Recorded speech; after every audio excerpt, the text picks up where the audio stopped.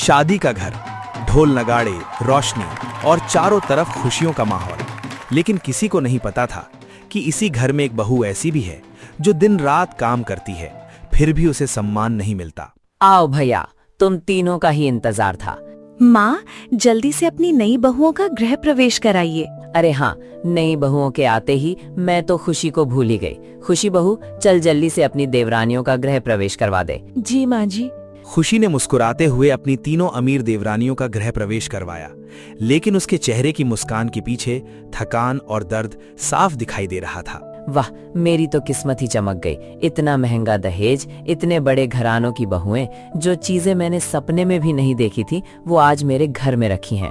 गंगा की नजरें बहुओं पर कम, उनके दहेज पर ज्यादा थीं। जाओ बहुओं, बहुत रात हो गई, जाकर आराम करो। सही कहा माँ जी, मेरा तो सिर दर्द से फटा जा रहा है। अब मैं सिर्फ एसी में जाकर आराम करना चाहती हूँ। तीनों अमीर बहुएं अपने कमरों में चली गईं और गंगा उनके पीछे पीछे सिर्फ उनका महंगा सामान देखने। वाह, कितना महंगा बेड, इतना बड़ा एसी और ये ड्रेसिंग टेबल। सच में मेरी किस्मत खुल गई। माँ जी, क्या पूरी रात यहीं खड़ी रहेंगी? नहीं बहू, मैं तो बस जा ही रही थी। नीचे आते ही गंगा की नजर खुशी पर पड़ती है। खुशी, तू सोने जा रही है?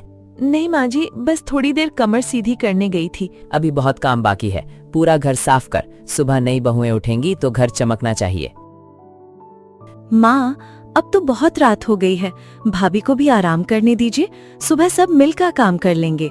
तुम सब मुझे ज्ञान मत दो, मैंने कहा ना, सफाई अभी होगी। ठीक है माँ जी, मैं अभी साफ कर देती हूँ। थकी हुई खुशी, आंखों में नींद, शरीर में दर्द, फिर भी चुपचाप काम में लग गई। भाभी, आप अकेले काम नहीं करेंगी, मैं भी मदद करूंगी। नहीं रिदिमा, तुम जाकर सो जाओ। सारा दिन आपने सबसे ज्यादा मेहनत की है, अब ये काम हम दोनों मिलकर खत्म करेंगे। गर्मियों की उमस भरी रात, दोनों पसीने से भीग चुकी थी। चलो, सफाई तो खत्म हुई, लेकिन हम दोनों पसीनों में नहा गए। रिदिमा अपने कमरे में चली गई, जहां टेबल फैन और खुली खिड़की थी।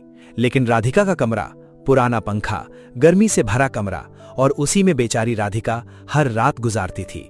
दिन बीतते गए, लेकिन तीनों अमीर बहुओं ने कभी घर के काम में हाथ नहीं बंटाया। ज्योतिका बहू, थोड़ी मदद कर दो, रसोई का काम बहुत ज्यादा है। What the hell? आप कहना क्या चाहती हैं?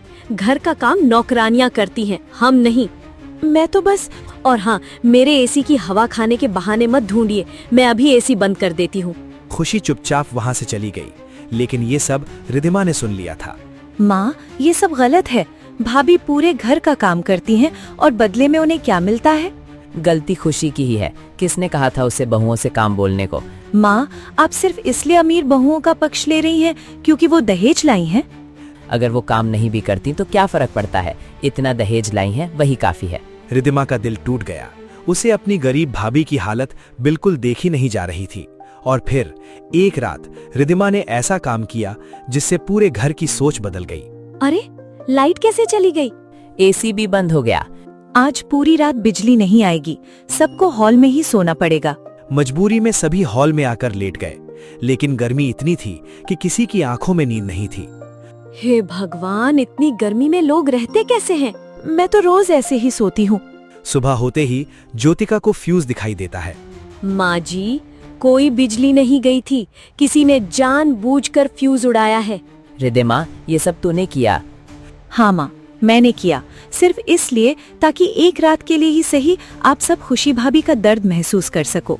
एक रात में ही आप सबकी हालत खराब हो गई ना, लेकिन भाभी सालों से यही सह रही हैं। पूरा घर शांत हो गया, किसी के पास कोई जवाब नहीं था। भाभी, हमें माफ कर दीजिए, हमने कभी आपकी तकलीफ समझी ही नहीं। बहू, आज मेरी बेटी ने मेरी आंखें खोल दी, मुझे माफ कर दे। नहीं माँ जी, ऐसा बोलकर आप मुझे शर्मिंदा कर रही हैं। उस दिन के बाद सब कुछ बदल गया। अब घर में काम सिर्फ राधिका अकेली नहीं करती थी, चारों बहुएं मिलकर काम करती थीं। और गंगा ने राधिका के कमरे में नया कूलर भी लगवा दिया था। कभी कभी एक छोटी सी सीख पूरे परिवार की सोच बदल देती है। ऐसी ही मजेदार कहानियों के लिए चैनल को सब्सक्राइब करें और अपने दोस्तों के साथ शेयर करें।